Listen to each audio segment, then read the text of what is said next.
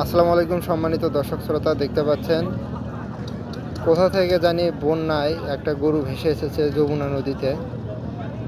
জানি না কোথায় নদী ভাঙনে হয়তোবা কারো এরকম একটি সুঠান দেহির একটি গরু পানিতে তলিয়ে যায় এবং আমাদের সারিয়াকান্দি থেকে দেখা যাচ্ছে যে যমুনা নদীতে একটি গরু ভেসে যাচ্ছে।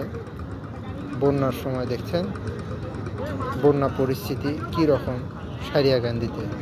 আমি রয়েছি সারিয়াকান্দির কালীতলা গহীনবাঁধে। এখান থেকে আপনার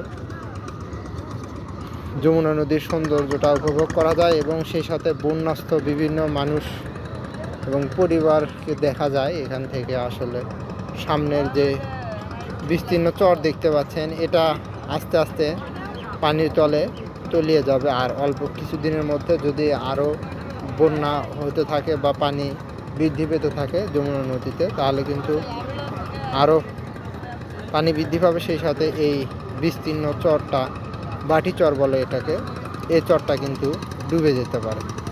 তো আজকের ভিডিওটা এ পর্যন্তই। সবাইকে ধন্যবাদ এতক্ষণ আমাদের সাথে থাকার জন্য।